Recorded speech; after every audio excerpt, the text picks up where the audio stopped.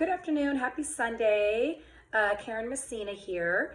I wanted to share with you guys a recent experience, which is like awesome that I just had this experience because I had something completely different that I was going to talk about. But when this happened, I was like, oh my gosh, I'm going to be able to apply this to the video that I'm going to be doing for this week's assignment. So we were to talk about an experience that we've encountered with someone that is different from us and how that outcome came about. So this past week, I've been trying to get this closing attorney's business for literally like 2 years. So I finally get an opportunity, and over dinner, we have an appointment, which is very typical for the line of work I do. I'm an account executive, and oftentimes I'm taking people to lunches or dinner or going to different events, and that's how I get to know them.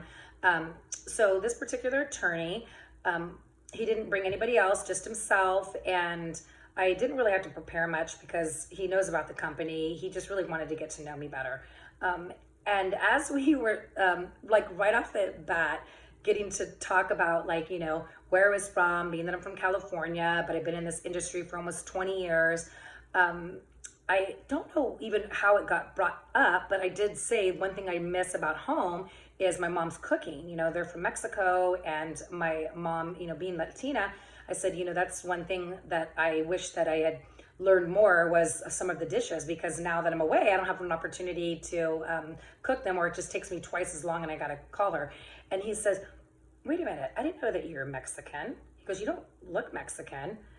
And I kind of like almost choked on my food because I was thinking, I can't believe he was saying this. Like, what is that supposed to look like? I mean, what do Mexicans supposed to look like? I mean, really, and I always refer myself as Latina.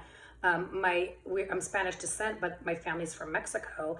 He was just so confused by that because he's like, he did say this. Well, my housekeeper, and you know, I love her, and she's from Nicaragua. You know, she's like really dark skin. He goes, and he goes, I'm giving you a compliment, and because I think that he knew was starting to make me feel uncomfortable. So I thought, well, let's just take this opportunity to not talk about work, but talk about this, because I was curious to know a little bit more about what he thought that was, you know, Latina was supposed to look like. And you know what, it was a great discussion that we had. I would tell you the outcome was maybe not exactly what I thought it would be, because I was hoping at the end of like the discussion, he would have said, hey, I apologize if I offended you, or I'm sorry that, you know, I didn't mean to say that. It was just, you know, again, I was just hoping for a different direction for it to go. But it was very enlightening for me because I do identify myself as Latina, you know, because a skin tone, I guess that makes someone, or that's the perception of what someone's supposed to look like. And, you know, I actually had never had that, you know, come about. And that discussion for me was quite uncomfortable.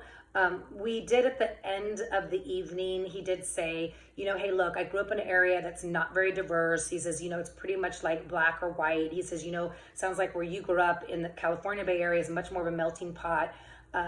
And he says, you know, really in actuality, he says, you are right. He didn't apologize, but he says, you are right. He goes, nobody's skin tone, you know, I shouldn't be surprised by your skin tone. So, yeah. And so the other point is, what is my point of view of why people carry these stereotypes is, you know, again, and he had mentioned the fact that he didn't grow up in Mississippi in a very diverse area. It was either black or white.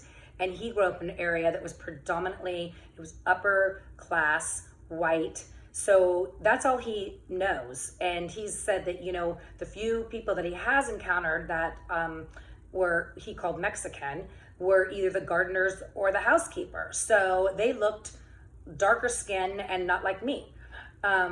So yeah, you know, I mean, I think that it's very interesting the way that people perceive these things. And, you know, I'm glad that I had an opportunity too to share with him and hopefully educate him a little bit about, you know, just because my family's from Mexico, even that we're Spanish descent, doesn't mean we're Mexican. And I hope that he got that in the end. And, you know, I also hope that I gain his business. I mean, at the end of the day, we were laughing because he says we talk more about like culture and diversity than we did about business. But then again, I think that that's very authentic to who I am. I mean, it does, you know, intertwine with me doing business too. I don't want to be doing business with people that I feel like would be at all not in line with my morals and my values. So yeah, I just wanted to be able to share that with you guys. It was super fresh off the top of my head, as it just, like, again, happened this past week.